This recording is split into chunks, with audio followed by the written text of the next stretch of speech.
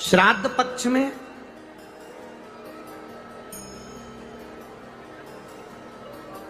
मासिक शिवरात्रि आती है। बोलो, आती कि नहीं आती? अरे जम के तो बोलो जरा, आती है ना। श्राद्ध पक्ष में मासिक शिवरात्रि आती है। शायद 13 अक्टूबर की पढ़ना चाहिए हो, मासिक शिवरात्रि श्राद्ध पक्ष में। तारकासुर को मालूम नहीं पड़ा कि कैसे दिन निकलते गए निकलते गए निकलते गए। एक श्वेत पुष्प तारकासुर तोड़ कर लेकर आए। श्वेत पुष्प,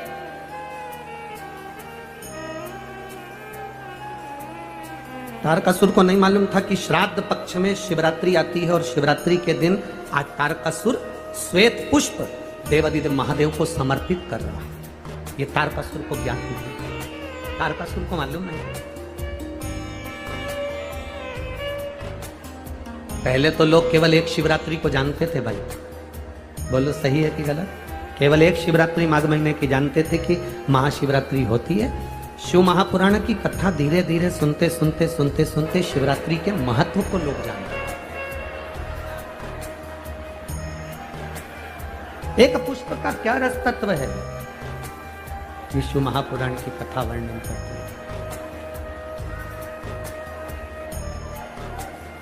भगवान देवादिदेव महादेव की कथा तारकासुर को नहीं मालूम कि शिवरात्रि है श्राद्ध पक्ष की। उसके स्मरण में नहीं आ पाया कि ये श्राद्ध पक्ष की शिवरात्रि है।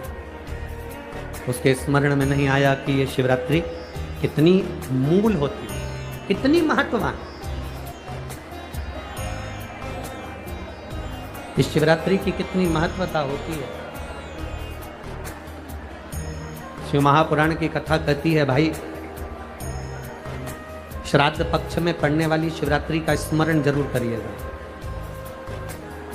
किसी नारी को अगर 32 साल भी शादी को हो गए हों और संतान नहीं हो रही है, 30-35 साल हो गए, 32 साल हो गए, 28 साल हो गए, 15 साल हो गए, 20 साल हो गए और संतान का सुख नहीं है, तो श्राद्ध पक्ष की शिवरात्रि की बड़ी महत्वता है, बड़ी महत्वता। तो शिवरात्रि का बड़ा महत्व।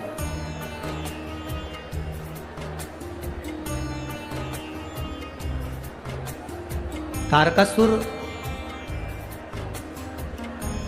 जान नहीं पाए कि आज श्राद्ध पक्ष की शिवरात्रि है।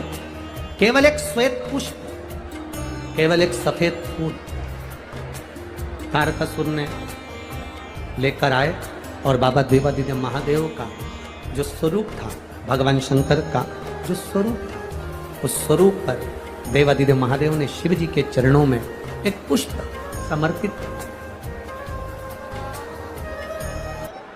एक सफेद पुष्प, एक श्वेत पुष्प देवादिदेव महादेव को समर्पित कर,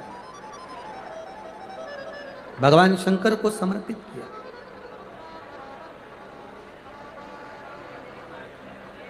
उसका फल क्या हुआ?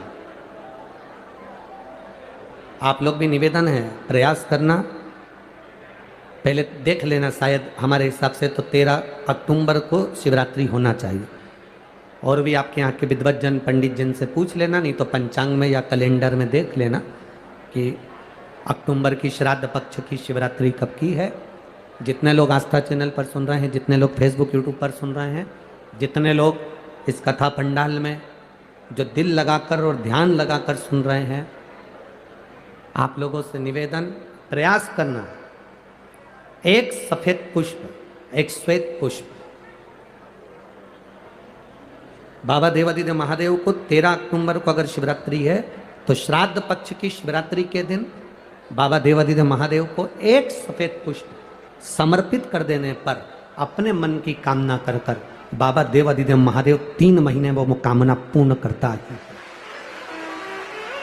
और जिसके यहाँ पर विद्वत जन, ब्राह्मण जन ने कहा हो कि पितृदोष ज़्यादा है या घर में शुभ कार्य नहीं हो रहा या तकलीफें ज़्यादा हो रही हैं, कोई बड़ी बीमारी ने अगर घेर लिया है कोई बड़ी तकलीफ सामने आ गई हो, तो उनको भी निवेदन करूंगा कि प्रयास करना कि एक सफेद पुष्प अपने हाथ से बाबा देवाधिदेव महादेव को समर्पित करना। उसके बाद तुम्हें जो बड़ी बीमारी है उसकी जब शिवरात्रि पर आप समर्पित कर दो, 1 महीना पूर्ण हो जाए, अगले महीने की शिवरात्रि आए, श्राद्ध पक्ष की शिवरात्रि जाएगी अक्टूबर की, फिर अगले महीने की जब शिवरात्रि आए तो उसके पहले आपकी जो बीमारी है उसकी एक बार जांच कराना। बाबा देवाधिदेव महादेव उस बीमारी को समाप्त जरूर करें। श्वेत पुष्प, भगवान शंकर का जो श्राद्ध पक्ष का जो शिवरात्रि है उस पर जो श्वेत पुष्प की परिभाषा, उसको हमें जानना, उस परिभाषा।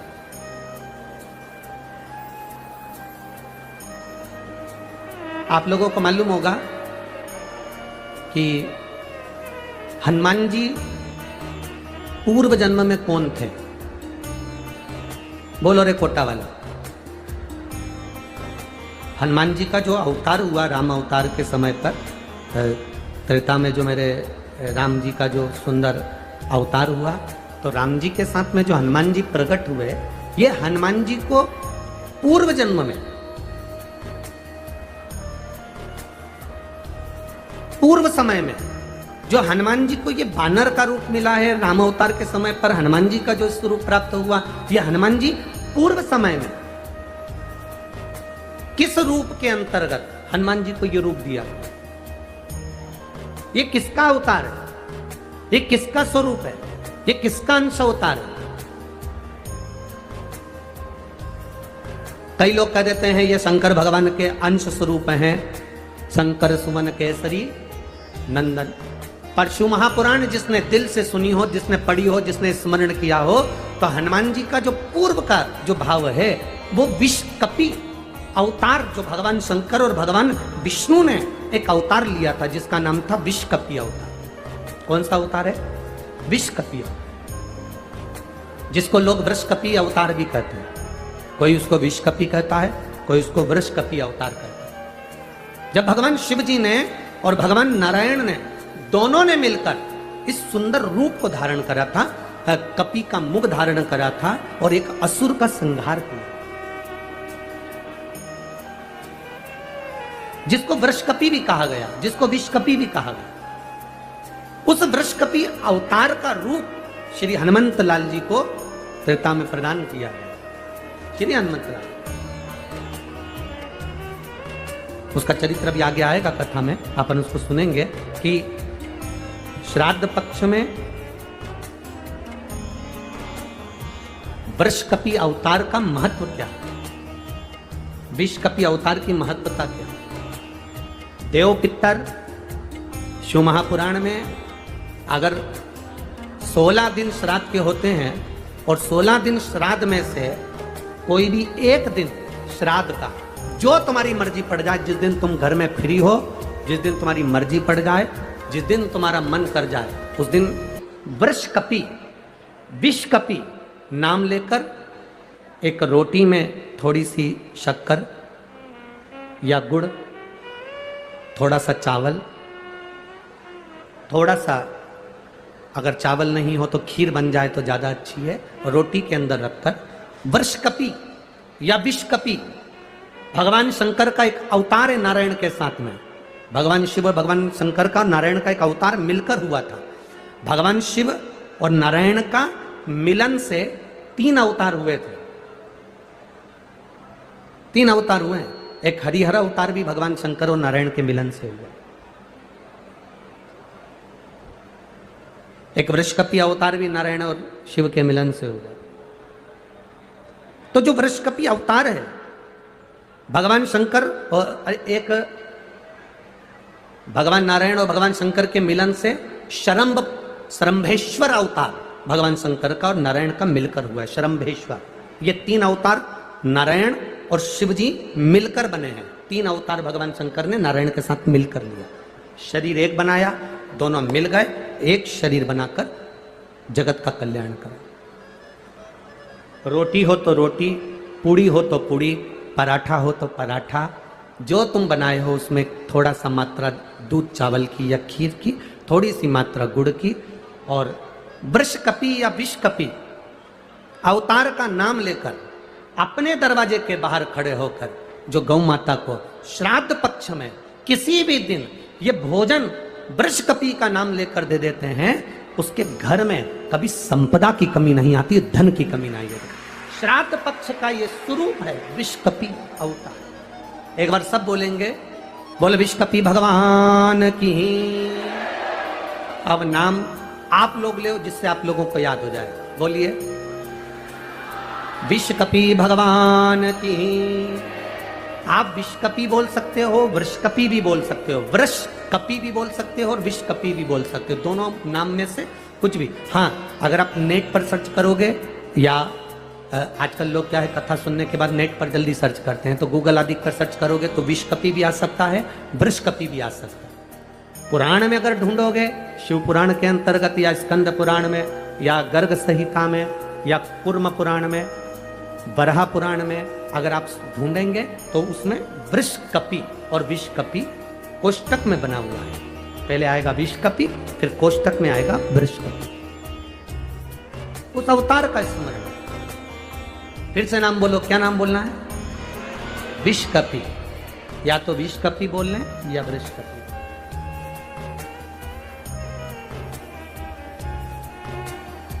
देव पितर कथा का ये सबसे सुंदर संवाद है, विषकपि अवतार।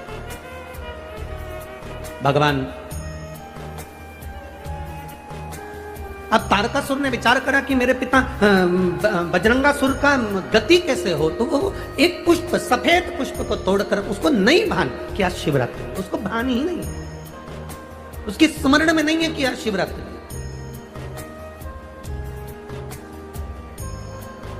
फूल तोड़ा, देवाधिदेव महादेव के चरणों में समर्पित करा, शिव जी के नेत्र खुल गए।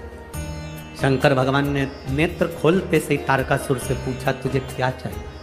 तारकासुर कहता है, मेरे पिता बजरंगासुर की गति नहीं हुई है, वो भटक रहा। मेरी माता जब सोती है उनके स्वप्न में मेरे पिता आते हैं। मेरी माता वन में घूमती है, मेरे पिता उसके पीछे चलते हुए दिखते हैं। कभी कभी पितर, कभी कभी पूर्वज, हमको ऐसा लगता है कि हम काम कर रहे हैं और मुझे कोई देख रहा है। कभी कभी ऐसा लगता है कि मैं चल रही हूं, मेरे पीछे कोई चल रहा है।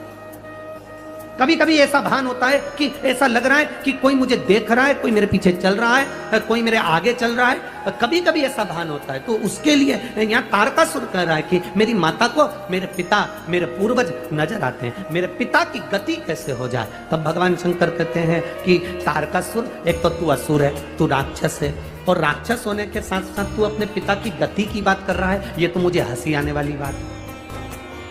एक राक्षस कहे कि मेरे पिता का मोक्ष हो जाए, तो ये तो बड़ी हंसी की बात है,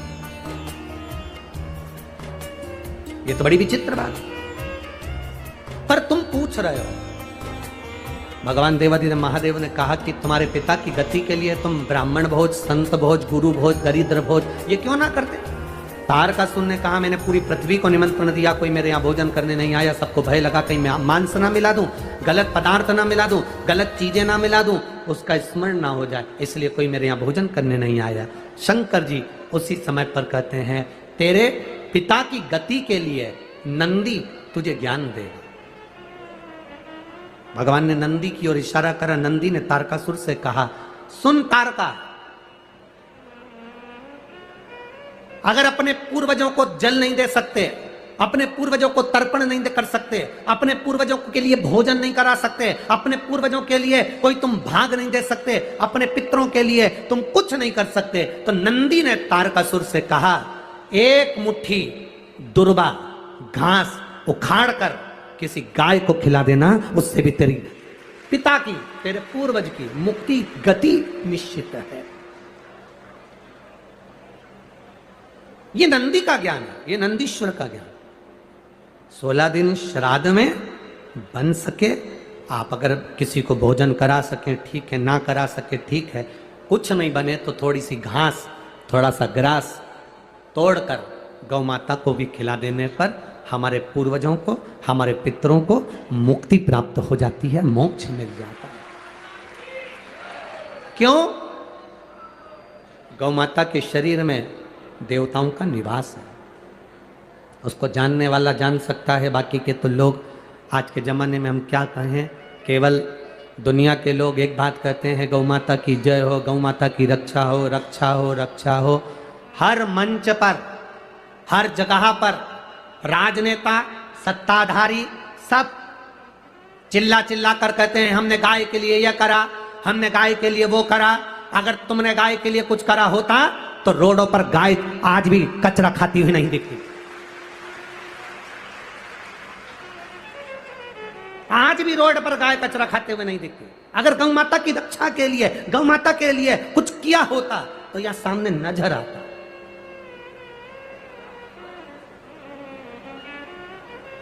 बहुत कुछ करती है सरकार, ऐसा नहीं कि गाय माता के लिए नहीं करती, करती है, पर ऊपर से पैसा चलते चलते चलते चलते नीचे तक आता है, नीचे भी और नीचे आता है और नीचे आता है। जो धन गौ माता में लगने वाला होता है वो दुनिया के लोग पहले हजम कर जाते हैं और गौ माता फिर भूख से बिलबिलाती रहती है।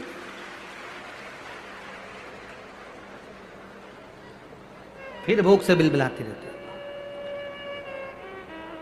12.5 लाख कत्ल खाने ब्रेसिंग मशीन के हो गए हैं, जो भारत की भूमि पर कलंक की तरह है। 12.5 लाख कत्ल खाने ब्रेसिंग मशीन के हो गए। ब्रेसिंग मशीन के कत्ल खाने कैसे?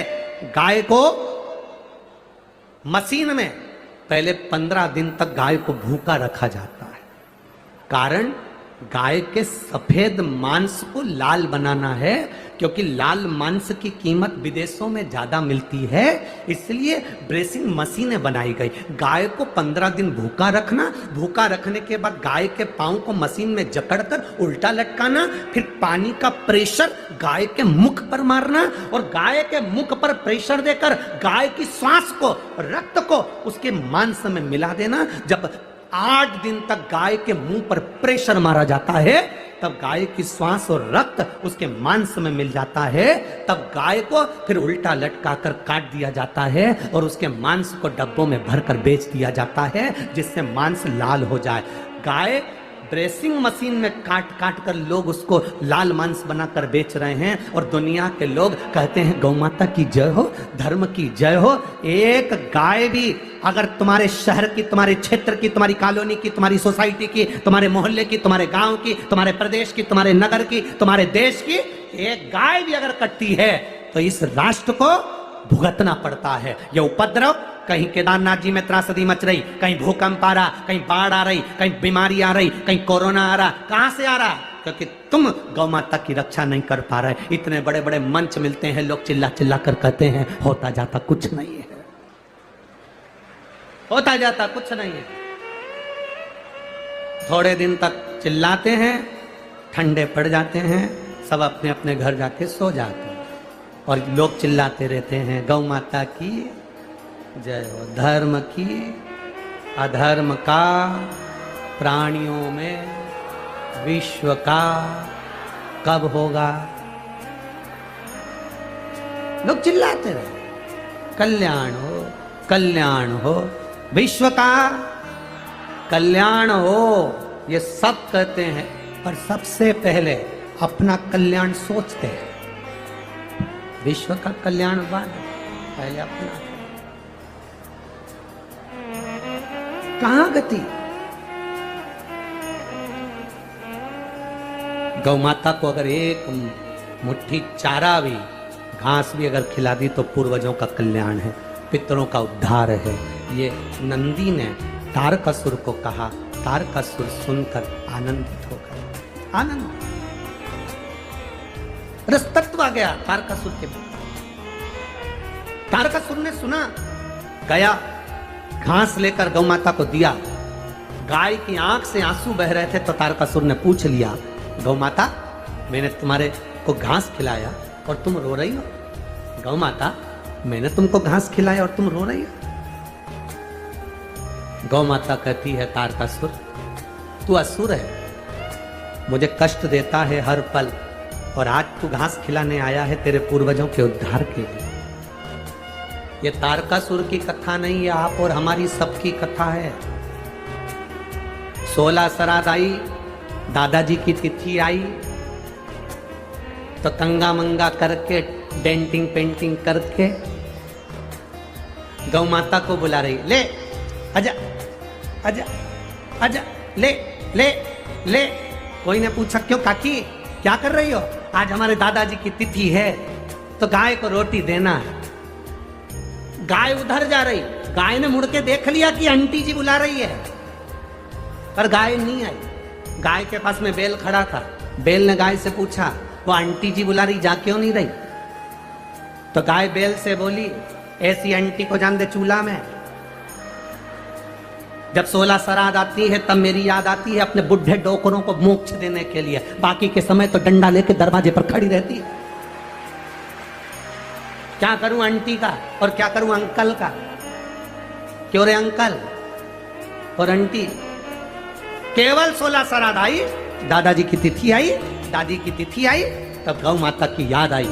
जब तिथि चली गई फिर दरवाजे पर गाय आई तो पानी डाल के डंडा मार के हट हट चल चल। गौ माता ने भी सोच लिया तेरे यहां तो नहीं आऊंगी श्राद्ध में, चाहे कुछ भी हो जाए, नहीं आऊंगी। गति कहां?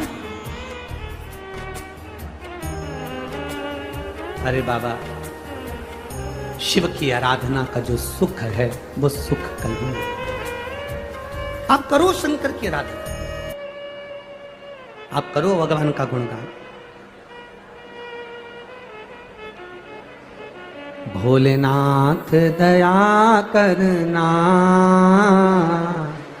मैं तेरे भरोसे,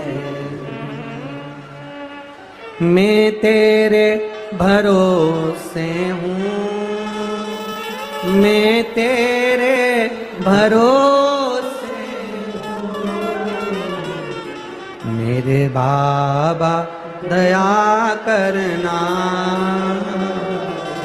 मैं तेरे भरोसे। एक पत्र आया है, देखो, भरोसे का।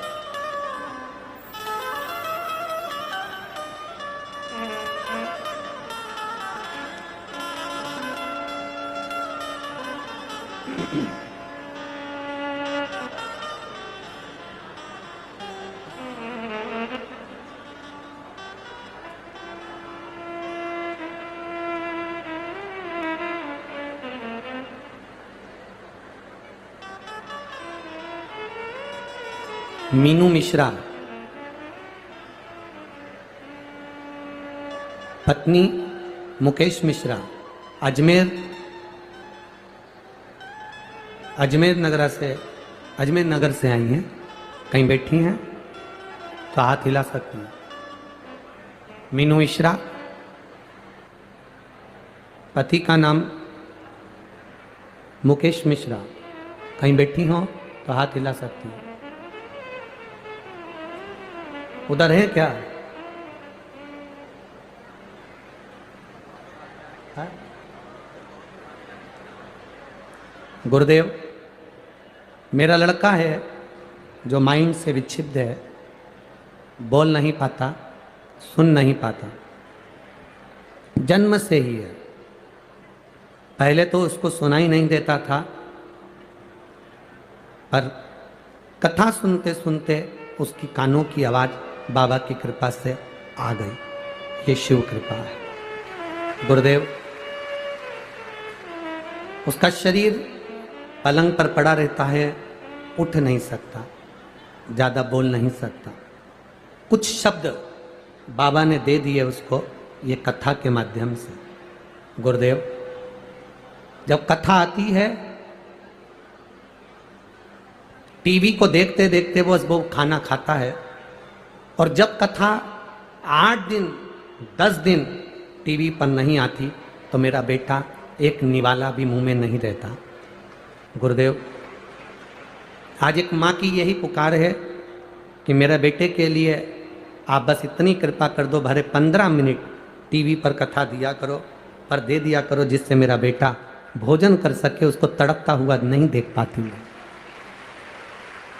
कहीं आया हुआ है क्या बच्चा? अगर कहीं बच्चा आया हो तो जरूर मैं मिलूंगा भी उसको। हम प्रयास करेंगे पूरा, बाबा देवादिदेव महादेव चाहेगा तो भले 15 मिनट इस बेटे के लिए दें, पर देंगे जरूर, प्रयास करेंगे उसके लिए। हम बात करेंगे। एक पत्र और बड़ा सुंदर आया है हमारा।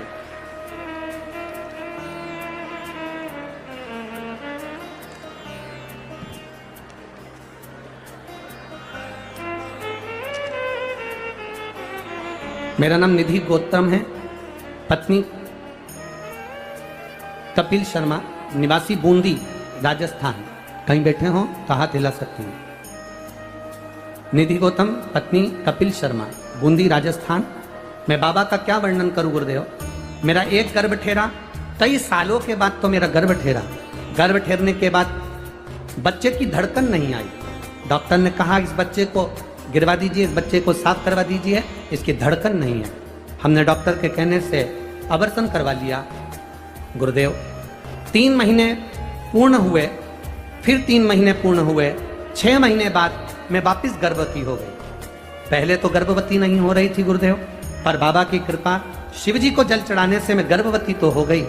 परंतु गुरुदेव, सफेद आंकड़े की जड़ से मैं गर्भवती हो गई, गर्भ में बच्चा आ गया। पर दूसरी बार भी जब हमने बच्चे की जांच कराई तो बच्चे की धड़कन नहीं थी।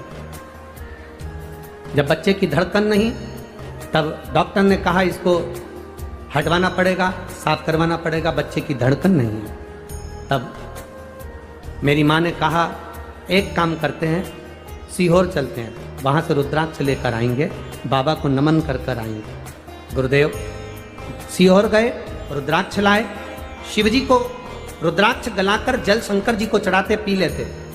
डॉक्टर को दूसरी बार सोनोग्राफी कराई, डॉक्टर ने कहा इस बच्चे के धड़कन नहीं है, इस बच्चे को साफ करवा दीजिए। पर हमने बाबा का जल पीना प्रारंभ करा। जब डॉक्टर ने दूसरी सोनोग्राफी में भी कहा कि इस बच्चे की धड़कन नहीं है, तब हमने बेलपत्र खाना प्रारंभ करा। शिव जी पे चढ़ी हुई बेलपत्र खाते, रुद्राक्ष का जल पीते। तब डॉक्टर ने साफ मना कर दिया था कि इस बच्चे की धड़कन नहीं है, इसको साफ करवा लो, इसको हटवा लो। पर हमने भी बाबा के भरोसे अपना जीवन को सौंप दिया और हमने भी कहा डॉक्टर साहब अब तो वो बाबा जाने और उसकी औलाद जाने। इतने सालों के बाद गर्भ ठेरा है, बच्चा नहीं होगा, लोग बांझ कहते हैं, अपशब्द कहते हैं, क्या करें गुरुदेव। तब बाबा की कृपा से तीसरी सोनोग्राफी आई, तब उसमें डॉक्टर ने कहा अब ऐसा लग रहा है बच्चे की धड़कन थोड़ी थोड़ी चलना प्रारंभ हो गई।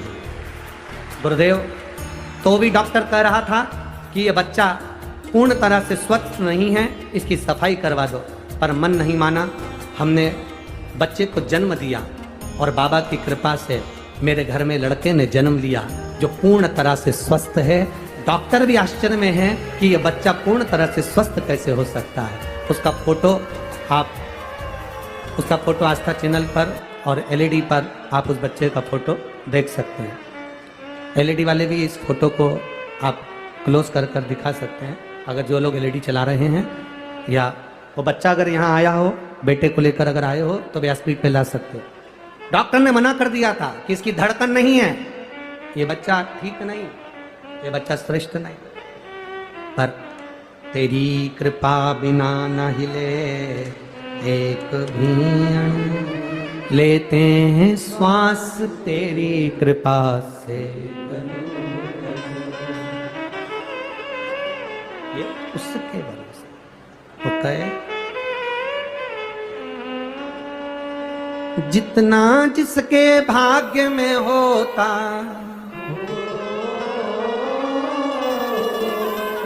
जितना जिसके भाग्य में होता उतना ही फल पाता है। मेरे बाबा के दरबार में सबका खाता है, मेरे बाबा के दरबार में सबका खाता है। वो सबका शमशान ओ भोला सब दुख काटो ओ भोला, सब दुख काटो। शिव कथा कह रही है।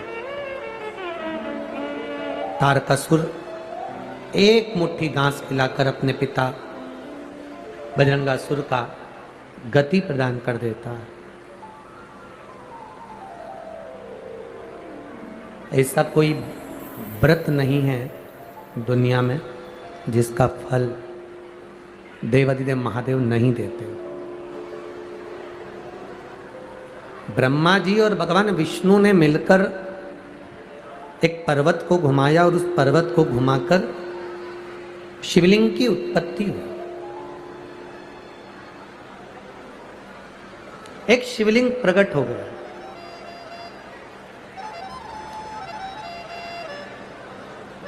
ब्रह्मा जी शिवलिंग का सिर देखने के लिए ऊपर की ओर गए और भगवान विष्णु चरण देखने के लिए पाताल में चले गए, जमीन में गए। कभी जिंदगी में सबकी परीक्षा लो, पर महादेव की कभी परीक्षा मत लो।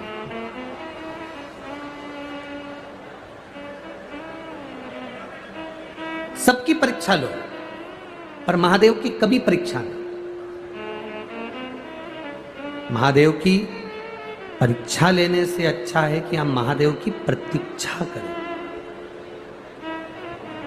परीक्षा में जो सुख नहीं है, शंकर भगवान की प्रतीक्षा में वो सुख है। एक पत्र किसी ने भेजा, उस पत्र में उन्होंने लिखा,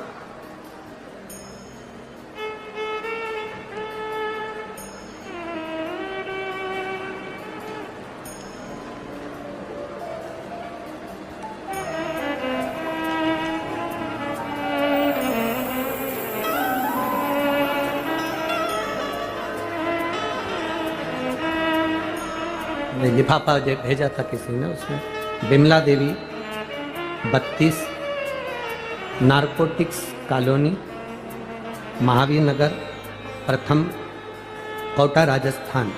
कहीं बैठी हो तो हाथ हिला सकते हैं। अगर कहीं बैठी हो तो अपना हाथ हिला सकते हैं जहाँ कहीं बैठी हो। बिमला देवी महावीर नगर प्रथम कोटा राजस्थान। इन पत्रों को दिख गई क्या? हाथ हिला दो एक बार। हाँ ठीक ठीक। श्री शिवाय नमस्ते। इन पत्रों को आप आस्था चैनल या टीवी के माध्यम से भी पढ़ा करो। केवल इन पत्रों को हम ना पढ़ें, आप भी पढ़ा करो। गुरुजी, मेरा नाम बिमला देवी है। मैं कोटा राजस्थान के महावीर प्रथम में स्थित मकान नंबर 23 में रहती हूँ। आप लोग LCD पर आस्था चैनल पर इन पत्रों को अवश्य पढ़ें। मेरे भोलेनाथ की बहुत बड़ी भक्त हूँ। बाबा का मैं क्या गुणगान करूँ। मेरे शरीर में 3 साल से गांठ हो रही थी। मैंने इसे डॉक्टर को दिखाया तो उन्होंने ऑपरेशन का कहा, और ऑपरेशन होने के कई कारण होने के कारणवश ऑपरेशन कैसे कराऊं।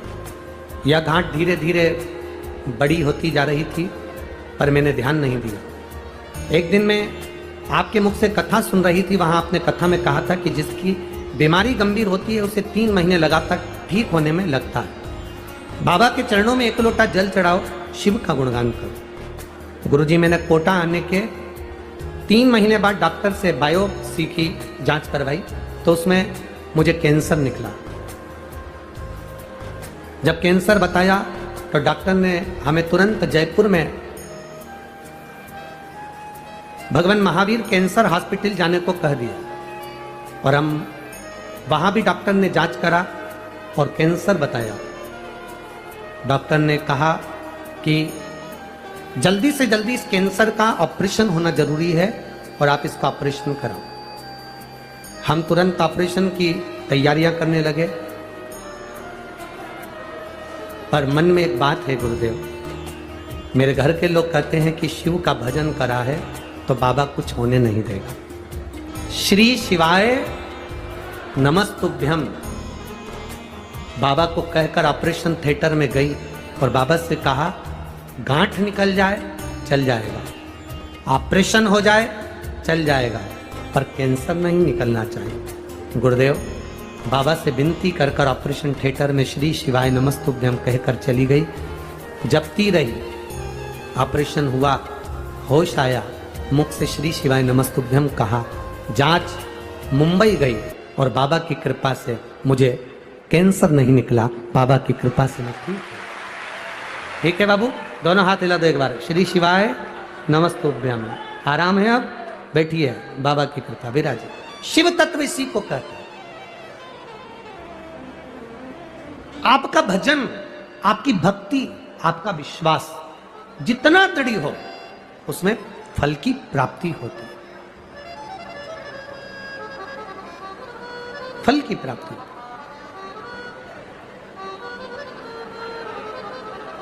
महाराज खाली न जाता कोई दर से तुम्हारे, खाली न जाता कोई दर से तुम्हारे, मैं भी खड़ी हूँ नन्ही बाहें पसारे। एक पत्र और बड़ा सुंदर है, देखिए। मैं पिंकी अंशोरिया, विनोद कुमार अंशोरिया, रामगंज मंडी, जिला कोटा। कहीं बैठी हो तो हाथ हिला सकती हैं, आप ही हैं, दोनों हाथ हिला दो एक बार। रामगंज मंडी, जिला कोटा, मेरा मोबाइल नंबर यह है। मैं बाबा का क्या वर्णन करूं गुरुदेव? 11 महीने का गर्भाशय में गठान बताई थी। डॉक्टर ने कहा था गठान का ऑपरेशन करना जरूरी है क्योंकि गठान साधारण नहीं है। जब डॉक्टर ने डरा दिया, ऑपरेशन की तैयारी होने लगी, तब मैंने भी बाबा पर भरोसा कर कर 1 लोटा जल चढ़ाना प्रारंभ करा, क्योंकि मेरी पड़ोसन कहती थी शिव पर करा भरोसा कभी टूटता नहीं, वो सीवर वाला महाराज कहता है, तू चढ़ा जल। और बाबा को जल चढ़ाना प्रारंभ करा।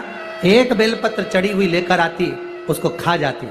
गुरुदेव 2022 से जो गठान बताई, जिसके ऑपरेशन के लिए डॉक्टर लगे रहे, गठान साधारण नहीं है, जांच के लिए जाएगी और इसमें कुछ ना कुछ बड़ी बीमारी है, पूरा डॉक्टरों ने कह दिया था। 2-3 डॉक्टरों को दिखाया, सबने एक ही बात करी। हमने कहा बाबा 3 महीने में सुनता है, हम 3 महीने बाद ऑपरेशन कराएंगे।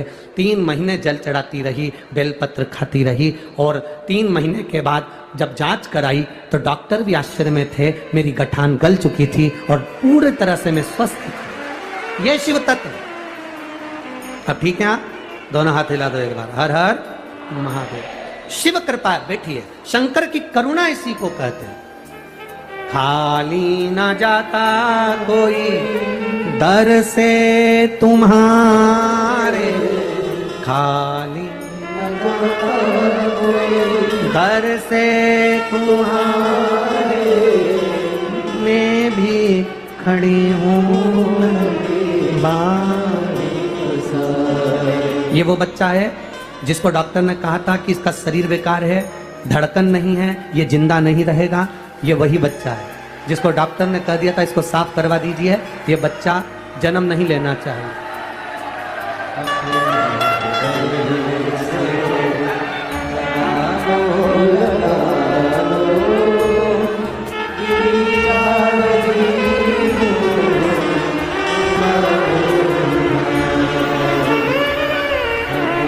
जिसको डॉक्टर ने कहा था कि ये बच्चा जिंदा नहीं रहेगा, इसके हाथ पैर काम नहीं करेंगे और इसकी धड़कन नहीं है, ये वही बच्चा है जो बाबा की कृपा से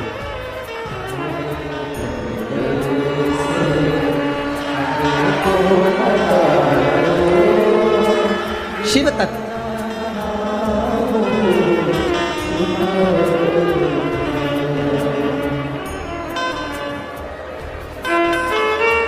हरे लुटा दिया भंडार, कर दिया माला माल, लुटा दिया, हाँ लुटा दिया, लुटा दिया, हाँ लुटा दिया, ओ लुटा दिया कर दिया माला माल। इन सारे पत्रों में, ये जितने पत्र हैं इन सब में मोबाइल नंबर है, इन सब पत्रों में एड्रेस है। जिसको बाबा ने दिया है उन्होंने इस पत्र में लिखा है। केवल यही पत्र नहीं, यहाँ भी ढेर सारे रखे हैं। ये सब बाबा का दिया हुआ है।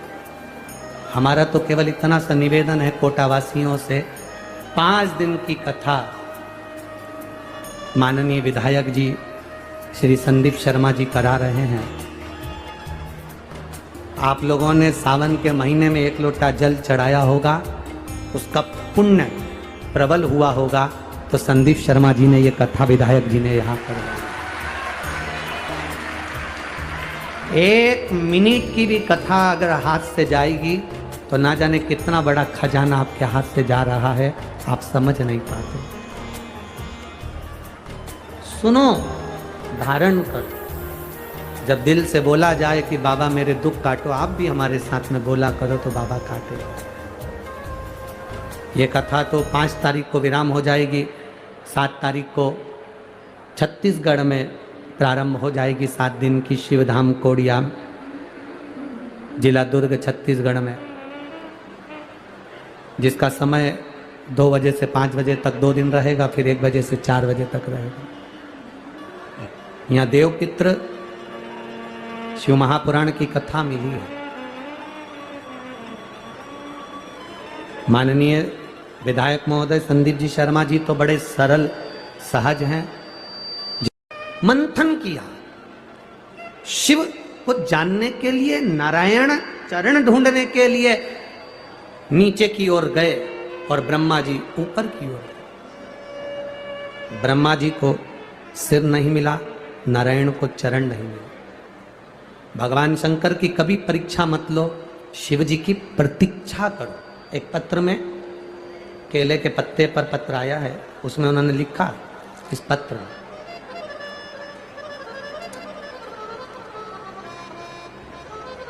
मैं इंदिरा मार्केट में रहती हूं।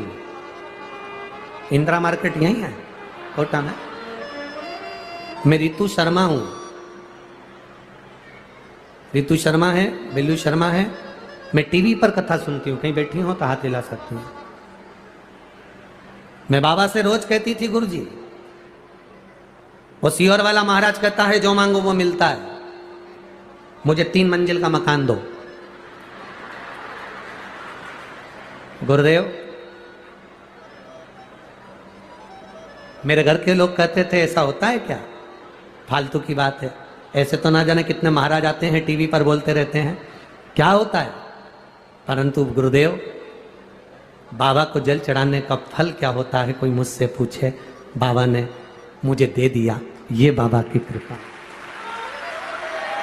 शिव तत्व इसी को कहते हैं। औघड़ी है, शंभु, शंकर, त्रिकालदर्शी, कैलाशी। आप जिस विश्वास के साथ, आप जिस भरोसे के साथ उसका भजन करते हो, आप जिस भरोसे के साथ उसको भजते हो, वो खाली कैसे छोड़। मेरी जीजियों और मेरे जीजाओं, ग्राउंड में भले जगह नहीं हो, पर मेरे भोलेनाथ के दिल में तुम्हारे लिए बहुत जगह है, बहुत जगह। आपका भरोसा कम नहीं होना चाहिए। कोई कह दे कि शंकर के मंदिर जाने से क्या होता है, कोई कहे शिव जी को दिया लगाने से क्या होता है, कोई कहे शंकर को जल चढ़ाने से क्या होता है, कोई कहे शंकर के मंदिर में जाने से क्या होता है, उससे कह देना हम मंदिर जाते हैं, हमारे पांव से जाते हैं, हम भजन करते हैं, हमारे मन से करते हैं, तो तुम बोलने वाले कौन होते हो कि मंदिर मत जाओ, देवालय मत जाओ, शिवालय मत जाओ।